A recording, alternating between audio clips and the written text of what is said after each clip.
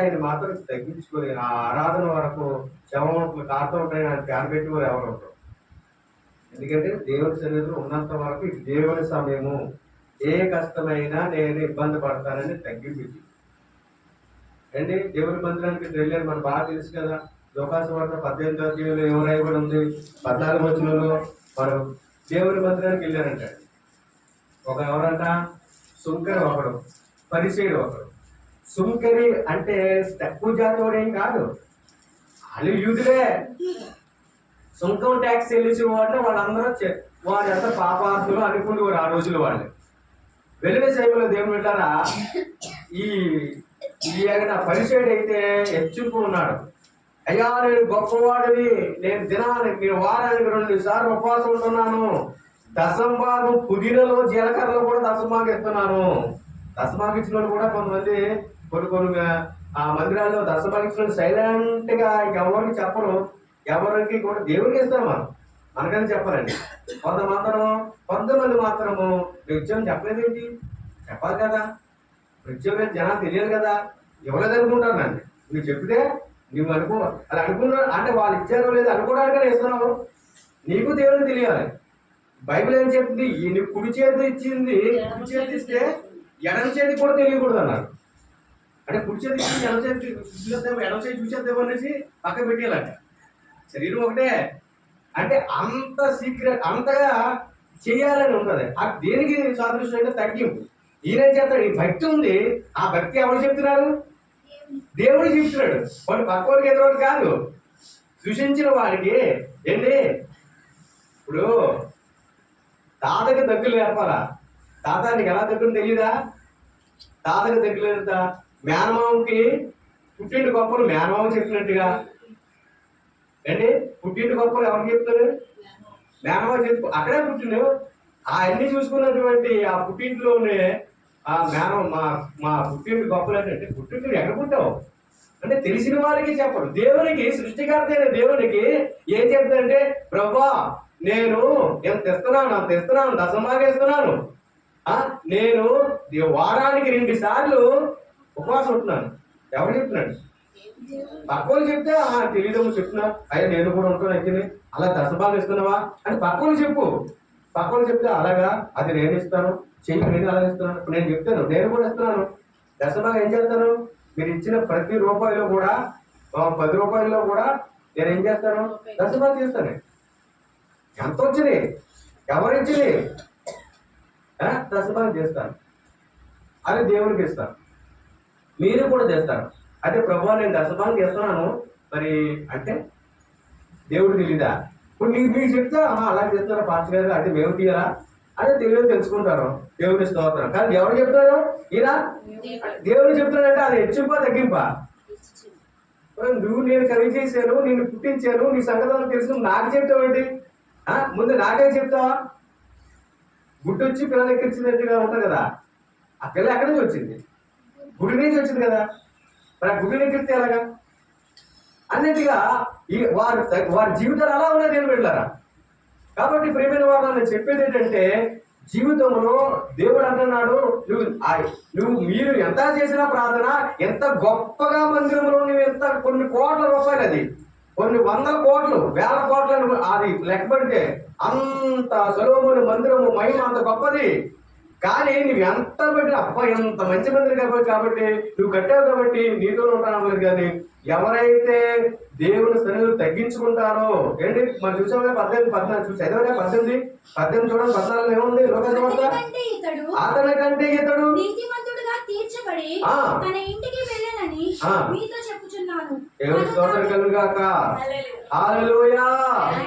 తగ్గించుకున్నవాడు దేవుడు అంటున్నాడు హెచ్చిస్తానంటున్నాడు.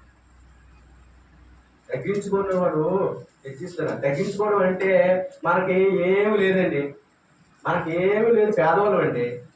మామూలు పట్ల వేసుకుందాం. తగ్గింపు అంటారా హెచ్చింపు అంటారా?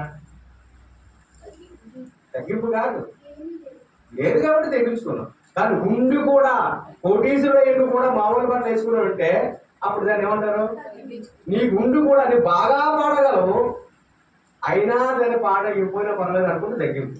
నువ్వు బాగా చెప్పగలవు, నువ్వు బాగా చేయగలవు, అయినా నీకు అవకాశాలు ఇవ్వని మాట్లాడుకున్నావు అంటే తగ్గింపు. ఇది నా సంగతి తెలీదా, నేను ఇంటర్నల్ స్పీకరు, నాకు వాక్యం అనేది ఇక్కడ అని అన్నామంటే అక్కడ అయినా సరే తగ్గించుకున్నామంటే అది అయిన అవకాశం ఉండి కూడా నీకు అన్ని ఉండి కూడా నువ్వు ఏమీ లేని వాడికి ఉండడమే తగ్గింపు. దేవుని స్తోత్రం కలుగును గాక. యేసు ప్రభు కూడా ఏంటి ఫిలిప్పీ పత్రికలో ఏముంది 2వ అధ్యాయం 8వ వచనంలో ఆయన అవకాశం కలిగిన వాడు, తండ్రితో ఉండవలసిన వాడు, తండ్రి మహిమలో సింహాసనం మీద పరలోకంలో ఉండవలసిన ఆయన ఎవరు? యేసు ప్రభు. ఆయన ఏం చేశాడంట? క్రీస్తు యేసు కలిగిన ఈ మనసు మీరును కలిగి ఉండుడి. ఆయన దేవుని స్వరూపమై స్వరూపం కలిగిన వాడై ఉండి దేవుని స్వరూపం కలిగిన వాడై ఉండి దేవునితో సమానంగా ఉండుట విడిచిపెట్టిన గొప్ప భాగ్యం అని ఎంచుకొనక దాసుని రూపం ధరించి రిక్తుడిగా చేసుకొని, మనిషిగా పుట్టి దాసుని రూపం చేసుకొని రిక్తుడిగా చేసి సిలువ మరణం పొందినట్టుగా ఏం చేయంట? తగ్గించుకోండి. నిర్ణయం కలిగి ఉన్నాం, అది తగ్గించాలి. యేసు ప్రభు తగ్గింపు. అలాగా మనము కూడా క్రైస్తవులను యేసు ప్రభు అనుసరిస్తున్నాం చెప్పుకున్న మనము కూడా అలా తగ్గించుకుంటే, ఆనాడు భక్తులు కూడా చాలా శ్రమను ఏంటి చరిత్రలో ఉన్న భక్తులండి, బైబిల్ భక్తులు మాత్రమే కాదు, బైబిల్లో ఉన్న భక్తులను సాదృశ్యం చూసుకొని దావీదు ఏంటంటే ఆ తగ్గింపు ఉన్నతమైన స్థానంలో తీసుకొచ్చిందండి. దావీదు తగ్గింపు ఉన్నతమైన స్థానంలో తీసుకొచ్చింది. అలాగనే మోషే తగ్గించుకొని ఆ ఇశ్రాయేలు ప్రజలను కానానికి నడిపించాడండి. అబ్రాహాము తగ్గించుకొని విశ్వాసాలకు తండ్రి అయిపోయాడండి. అంటే ఆ రోజులో భక్తులందరూ కూడా ఎంతగానో శ్రమలు పడి వారి శ్రమలో సహితము తగ్గించుకున్నారు భక్తులైన వారు. ఇంగ్లాండ్ దేశంలో ఏం చేశాడంటే ఆయన జాన్ వెస్లీ అనే గొప్ప దేవుడు తగ్గించుకొని ఆ ఇంగ్లాండ్ దేశంకి గొప్ప ఉజ్జీవాన్ని రగిలించాడు. ఇంకా ఎన్నో సందర్భాలు ఉన్నాయి. ఆ జాన్ ఎక్సన్ అయిన వాడు స్కాట్లాండ్ దేశానికి ఆయన తగ్గింపుతో శ్రమతో బాధపడి ఆ దేశాన్ని సంపాదించుకున్నాడు. భక్తులు అనేక మంది అంతేనండి. సాధు సుందర్ సింగ్ ఎన్ని శ్రమలు పడి చేసిన అలాగే మనం భారతదేశంలో కూడా అనేక మంది తగ్గించుకొని వారి జీవితాల్లో ధారపోసుకున్నారు. కాబట్టి మన వరకు ఈ సువార్త వచ్చింది. దేవుని స్తోత్రం కలుగును గాక. మనం కూడా అలా తగ్గించుకోవాలి. అది మేము తగ్గించుకోవడానికి మేము టెలివిజన్లో శాపలు పెట్టి పాటలు పెట్టి విశ్వాసం తగ్గించుకోకూడదు, పాటలే తగ్గించుకోవాలి అని ఉందా బైబిల్లో? అలా ఉంటుందా? విశ్వాసాలు పోటీ పాటలు కూడా ఉంటుందా? అందరికీ ఇది అందరూ కూడా ఏం చేయాలి? తగ్గించుకోవాలి. తను తాను తగ్గించుకునే వాడు హెచ్చింపడు. ఒకడు అన్నాడంట, తను తాను తగ్గించుకో హెచ్చింపడు అని. తను తాను తగ్గించుకోనంట. గాది చెప్పాడు.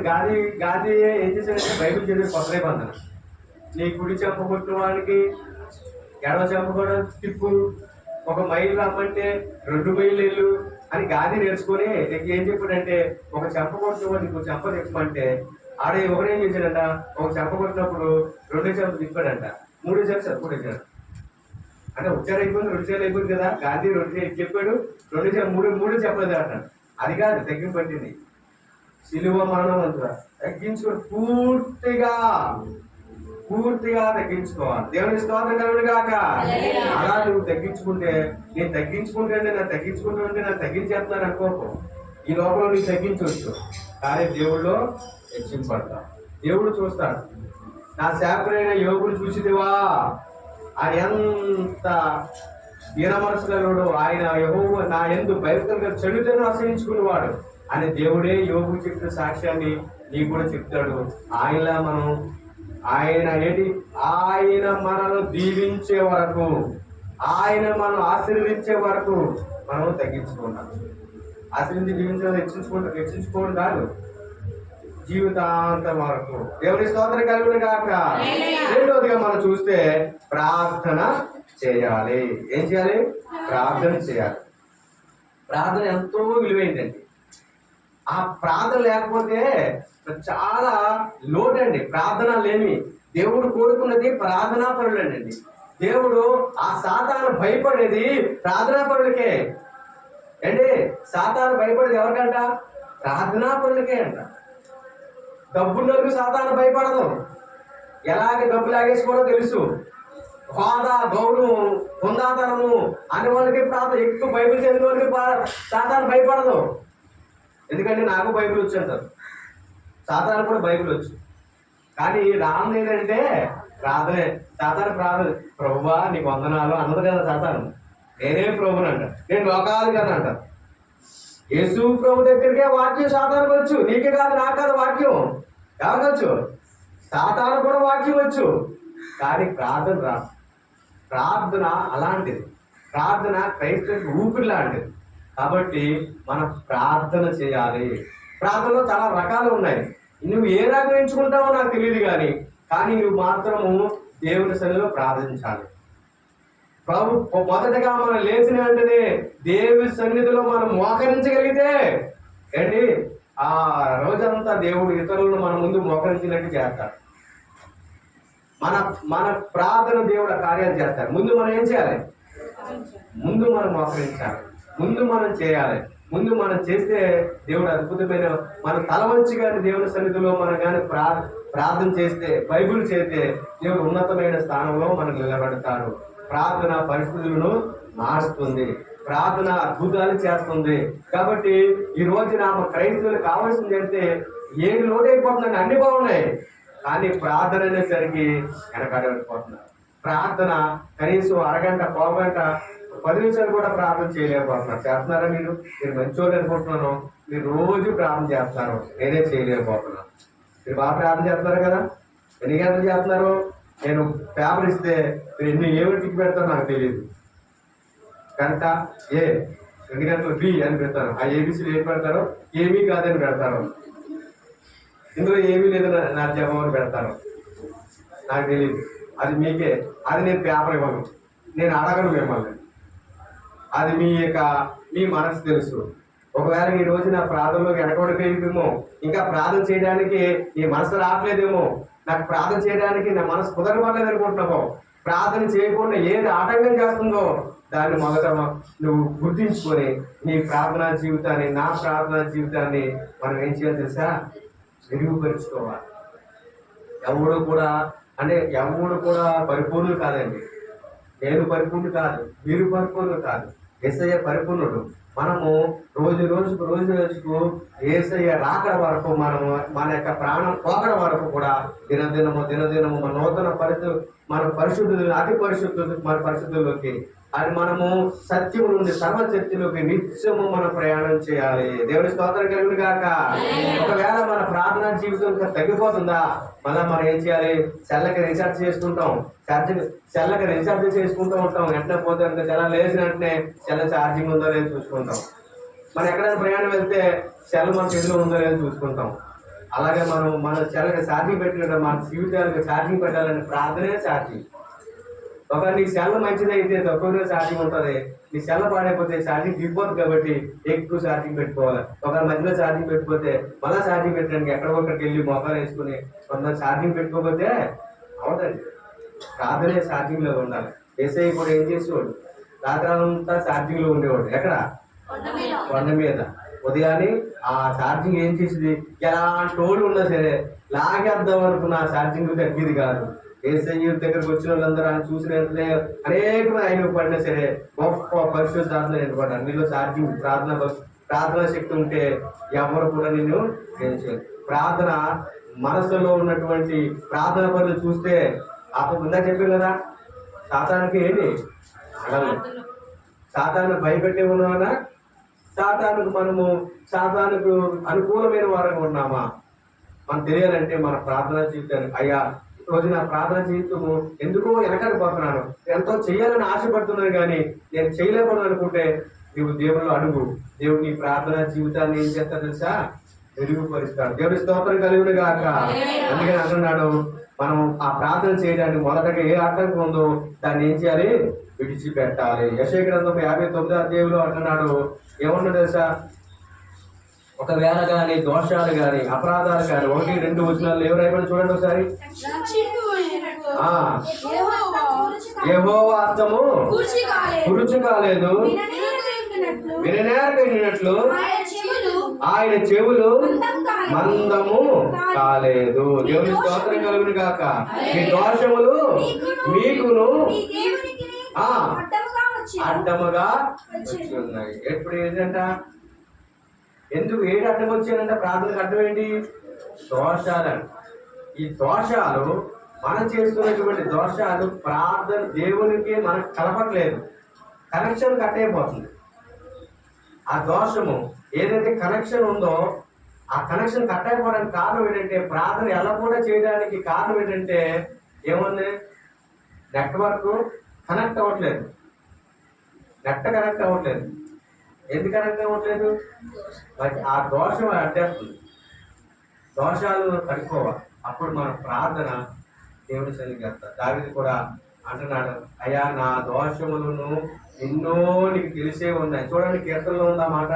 ఏమన్నాడంటే కీర్తనలో అంటున్నాడు ఆ మాట, 40:12 అయ్యా నా దోషాలు ఎన్నో లెక్కకు మించినవి, అవి నా తల వెంట్రుకలు మించి ఉన్నాయి అంటున్నాడు.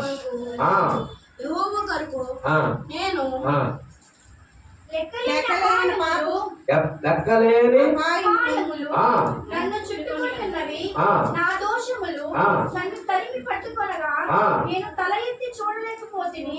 లెక్కకు అవి నా తల వెంట్రుకలకు మించి ఉన్నవి. చాలు చాలు, లెక్కకు మించి ఉన్నాయి. దేవుని స్తోత్రం. అలాంటి లెక్కకు మించినటువంటి పాపాలను మనం కడుక్కొని దేవుని సన్నిధిలో ప్రార్థన చేస్తే దేవుడు మనపక్షంగా కార్యాలు చేస్తాడు. దేవుడు మనపక్షంగా కార్యాలు చేస్తాడు. బైబిల్ స్పష్టంగా చెప్తుందండి. దావీదు అంటున్నాడు, అయ్యా నా పాపంలో తెలిసే ఉన్నాయి. అందుకంటే భక్తుడైనటువంటి యోహాను తన సువార్తను రాస్తూ మొదటి సువార్తలో రాస్తే ఏమంటున్నాడంటే, అయ్యా నా పాపములను నువ్వు కడిగి నీ రక్తము చేత పవిత్రపరచు.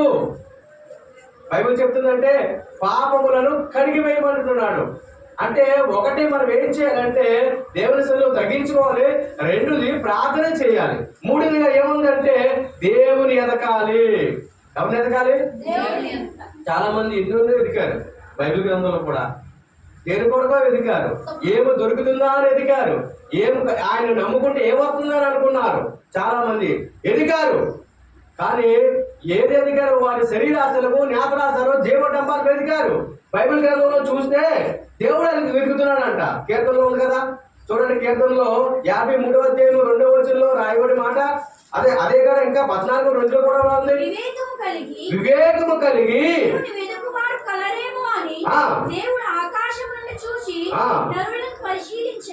దేవుని స్తోత్రం కలిగిన కాక. ఏం చూస్తున్నాడంట? ఆయన ఎదుకువాడు ఎలా ఉండాలి? వివేకం కలిగి దేవుని ఎదుకువారు కలరేమో. ఆయన చూస్తున్నాడంట, పక్కనే చూస్తున్నాడు, అలా చూస్తున్నాడు, తిరుగుతున్నాడు. ఎక్కడ? ప్రపంచం అంతా తిరుగుతున్నాడు. నీ ముందు కూడా వచ్చాడు, అలా పక్క నుంచి వెళ్తున్నాడు, నన్ను ఎదుగుతారో లేదో అని. ఒక రోజున కరుణమ్మ గారిని అలా వెంట చుట్టూ దేవుడు తిరిగాడు, చాలా రోజులు తిరిగాడు, నన్ను ఎప్పుడైనా ఎదుగుతుందని. ఒక రోజు వచ్చింది, కరుణమ్మ ఏం చేసింది? దేవుని ఎదిగింది, పక్కనే తిరుగుతున్నాడు. దేవుని పిలిచింది, దాని ఇంట చేర్చుకుంది, ఇప్పుడు రక్షణ వచ్చింది. అలాగే మనం అందరం కూడా ఆ రోజులు కూడా దేవుని ఎదుగువారు కలరేమో అని దేవుడు అంట ఆకాశం చూస్తున్నాడు. నువ్వు దేవుని ఎదుగుతావా? నువ్వేమో ఎదుగుతున్నావు? వెండిని ఎదిగిన ఎలా ఎదగాలి? వెండిని ఎదిగినట్టు ఎదగండి. ఎదగడం కోసం వస్తున్నారు, ఆయన ఎదగడానికి వస్తున్నారు, కానీ ఆయన ఎదగాలి తప్ప ఏం కావాలి? ఆయన వద్దంటున్నారు, కానీ ఆయన ఇచ్చే ఆదరణ కావాలంటున్నారు, ఆయన ఇచ్చే దీవెన కావాలంటున్నారు, ఆయన ఇచ్చే అన్నీ కావాలంటున్నారు, కానీ ఆయన వద్దంటున్నారు ఈ సమాజం. అయ్యా నువ్వు వద్దు. నాకు చాలా మంది ఏమంటున్నారు, నువ్వు వద్దు, నువ్వు ఇచ్చే ఆదరణ కావాలి, నువ్వు ఇచ్చే రక్షణ కావాలి, నువ్వు ఇచ్చే స్వస్థత కావాలి, నాకు ఇల్లు కావాలి, కానీ నువ్వు మాత్రం వద్దు అంటున్నారు. అప్పుడు దేవుడు ఎవరు చెప్పాలి? ఆకాశమా విను, భూమి ఆలకించు అని దేవుడు చెప్పుకోవాలి. ఆయన వెతుకువారు కలరైనది.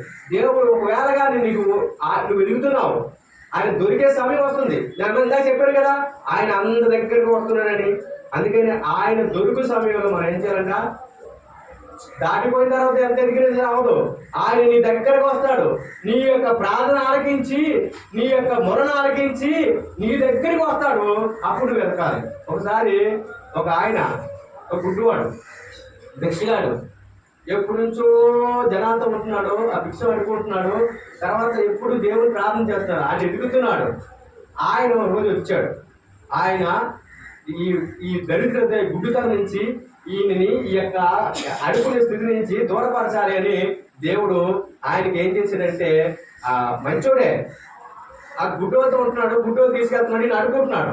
ఏంటయ్యా ఈ గుడ్డోతుంది వీళ్ళందరినీ తిప్పించుకోండి, ఇంత అడుకోబట్టి నా సైవం అయిపోతుంది అయ్యా, ఈ గుడ్డో నుంచి నేను దూరపరచడానికి అయ్యా వీళ్ళందరినీ తీసుకుని వీళ్ళతో కూడా అడుకుంటున్నారు, నాకు సహాయం చేయాలి ప్రార్థన చేస్తా ఉంటే దేవుడు ఆలకించాడంట. దేవుడు ఆలకించి సరే వీళ్ళ నుంచి రప్పిస్తాను వీళ్ళ నుంచి అని ఒక మూట వేసాడు. ఆయన వెళ్ళే దారిలో అడుకోవడానికి వెళ్ళే దారిలో ఆయన దొరికే సమయంలో ఎప్పుడన్నా దేవుడు నాకు ఇస్తారని ఎదురు చూడాలి కదా. ఈ గుడ్డోలు ఎలా నడిచి వెళ్ళిపోతారు చూడకుండా నేను కూడా కళ్ళు మూసుకొని నడిస్తాను. ఆ గుడ్డోళ్ళలాగా ఎలా వెళ్తారో అంటే నీకు ఎందుకు కళ్ళు ఉన్నాయి కదా, అంటే నాకు కళ్ళు పోతే నేను కూడా నడాలి కదా ఇల్లేగా, ఆ ఆలోచన ఎందుకు, దేవుడు నీ కళ్ళు ఇచ్చాడు కదా అని అలా వెళ్ళిపోతే ఆ మూడు దాటి వెళ్ళిపోయాడు. మళ్ళా ప్రార్థన చేసి మూడు దాటి వెళ్ళిపోయాడు. దేవుడు పెద్ద మూడు ఇచ్చాడు. మొత్తం ఆ గుడ్డు పోతే ఆ యొక్క భిక్షాటను అడుగుల పోతే తీసేయడానికి ఉన్నతమైన ఉన్న స్థితి నుంచి ఉన్నతమైన స్థానంలోనికి పెట్టాలి. మనకు దేవుడిని ఉన్న స్థితిలోంచి ఉన్నతమైన స్థితిలోకి పెట్టడానికి దేవుడు పిలిచాడు. అడుగులో చేయడానికి దేవుడు నీ ఏ స్థాయిలో ఉండో ఆ స్థితిలో జరా నేను ఉన్నతమైన స్థానంలో నిలబడతానికి పిలిచాడు కదా. ఈ అడుగులోడు ఏం చేశాడంటే భిక్షగాడు ఈ కళ్ళు మూసుకొని ఆ యొక్క ఆ మూడని దాటిపోయి ప్రార్థన చేసుకున్నాడు. తర్వాత రాజు చెప్పుకుంటుంది వేసే అయితే నీకు ఇచ్చాను కానీ నీకు ఎదిగే సమయంలో ఆ మూడు సమయంలో కళ్ళు మూసిపోయి నువ్వు కళ్ళు మూసుకున్నావు. దేవుడు వచ్చిన సమయం దేవుడు ఎదురు చూసిన సమయంలో కళ్ళు మూసుకుంటే ఏమవుతుంది, దాటిపోయావు. నీ మూడు తీసుకో ఇంకోటి తీసుకున్నాడు. అయ్యో అలాగే అందుకని బైబిల్ చెప్తుంది చూడండి. యెషయా గ్రంథంలో ఒక మాట ఉంది 55:6 ఏముంది అక్కడ? యెషయా గ్రంథము 55:6 యెహోవా మీకు దొరుకు కాలమందు ఆయన సమీపమందు ఉండగానే ఆయనను వేడుకొనుడి. దేవుని స్తోత్రం కలుగును గాక.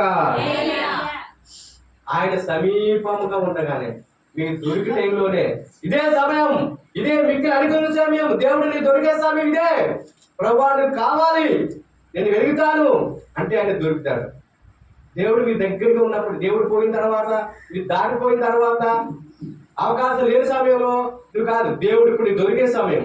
దేవుడి అవకాశం వచ్చింది ఈ సమయం, దేవుడు నీకు దొరికే సమయం. ఈ సమయం పోగొట్టుకోకుండా నువ్వు దేవుని ఎదిగితే, దేవుని సన్నిధిలో నువ్వు కొన్ని పట్టుకుంటే, ఆయన వెళ్లకుండా నువ్వు దీవించితే కానీ వదలను అని యాకోబు లాగా పట్టుకుంటే, అవకాశం వచ్చింది యాకోబుకి. ఏడ్చాడు, కన్నీరు కార్చాడు. అన్ని ఉన్నాయి, ఆశలు ఉన్నాయి, మేడలు ఉన్నాయి, మిద్దులు ఉన్నాయి, అన్ని ఆశలు ఉన్నాయి, భార్యలు ఉన్నారు, పిల్లలు ఉన్నారు. కానీ ఏదో లోటు. ప్రభా ఎటువంటి రేపు దగ్గర ఒక్కడే నిలిచిపోయాడు. దేవుడు వచ్చాడు. ఆ రాత్రి ప్రార్థన చేసినప్పుడు దేవుడు వచ్చినప్పుడు ఆ దేవుడు పెట్టుకున్నాడు, దూతను పెట్టుకున్నాడు. ఏమంటాడు తెలుసా? నువ్వు నన్ను దీవించదే కానీ నేను నిన్ను వదలను. అయ్యా నన్ను దీవించు అంటే అయిపోతుంది, నేను వెళ్ళిపోవాలి. లేదు, నువ్వు దీవించే వరకు నేను వదలను. ఎంత మగసిరండి ఎవరికి? యాకోబుకి. ఈ రోజున యాకోబులాగా మనం దీవించిదే కానీ దేవుడు దొరికే సమయంలో పట్టేసుకోవాలి. యాకోబు దేవుడు దొరికాడు, పట్టేసుకున్నాడు, దీవించాడు. అనేక ఇశ్రాయేలుకు దేవునితో పోరాడి గెలిచావు. ఎవరితో పోరాడాడు? భార్యతో, భర్తతో, ఇరుగోడితో, పొరుగోడితో పోరాడలేదు. భార్యతో, భర్తతోనో లేదా ఇరుగోడితో, పొరుగోడితోనో, వాళ్ళతోనో, వీరితోనో, ఆ ఊరితో ఈ ఊరితో పోరాడి గెలలేదు. ఎలా గెలిచాడు ఆయన? దేవునితో పోరాడి గెలిచి. ఇశ్రాయేలు అంటే అర్థం ఏంటి? దేవునితో పోరాడి గెలిచేవాడని. రాసుకోండి, తర్వాత చూసుకోండి, కిందగా ఉంది. నేను తప్పు చెప్పట్లేదు, బైబిల్లో ఉన్నది చెప్తాను. ఇశ్రాయేలు అంటే నువ్వు దేవునితోనూ నరులతోనూ పోరాడి గెలిచింది కాబట్టి నీ పేరు ఇక మీద యాకోబు కాదు, ఇశ్రాయేలే. దేవుని స్తోత్రం. నువ్వు ఎవరితో పోరాటం అవసరం లేదు. నీ యొక్క కొడుకుతోనూ, నీ కూతురుతోనూ, నీ భార్యతోనూ, నీ భర్తతో, నీ విడిపోటుతో, నీ ఊరితో కాదు, కానీ నువ్వు దేవునితో పోరాడు.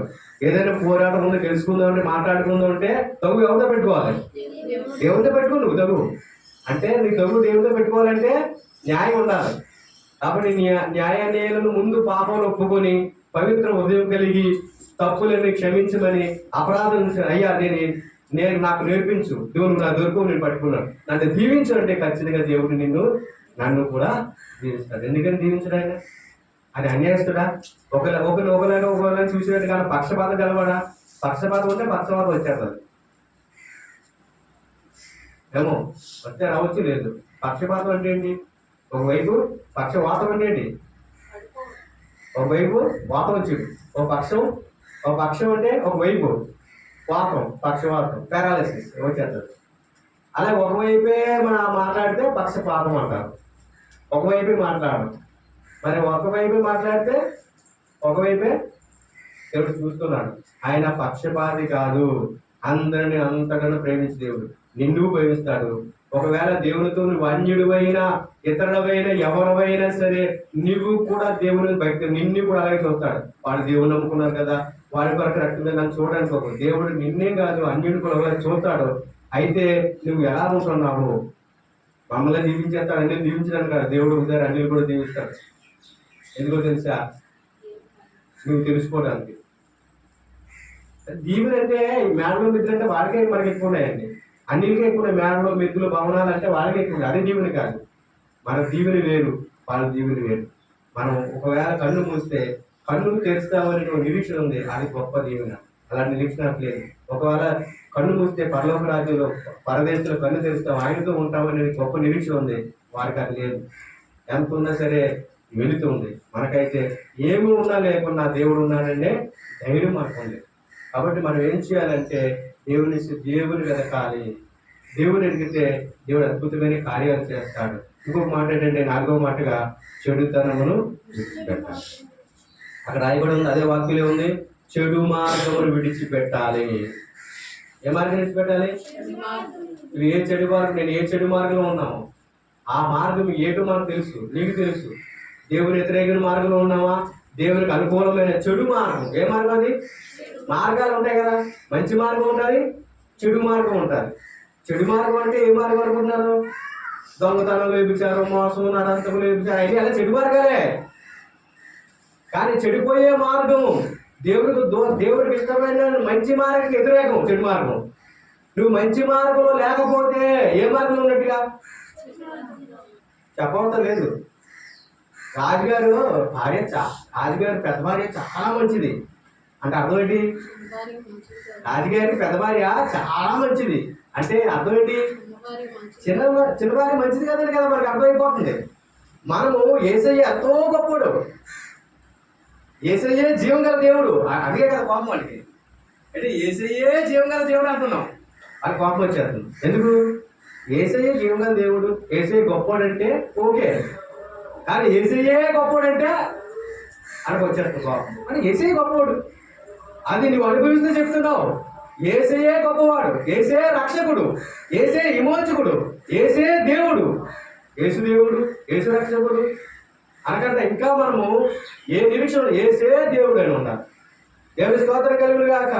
అని ఎందుకేమని చెప్తారంటే చెడు మార్గంలో మనం విడిచిపెడితే దేవుడు మన మార్గాలను చూసి మనల్ని దీవిస్తాడు. ఇదే మార్గం ఎందులో నడవండి దేవుడు మనకు పిలుస్తున్నాడు.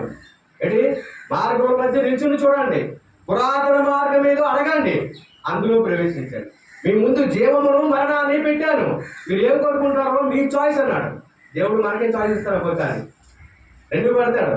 మరి అది ఎందుకు పెట్టాడంటే పెడతాడు. ఎందుకు పెట్టాడు? నరకాన్ని ఎందుకు పెట్టాడంటే పెడతాడు. ఎందుకు? నరకం ఎవరు పెట్టాడు?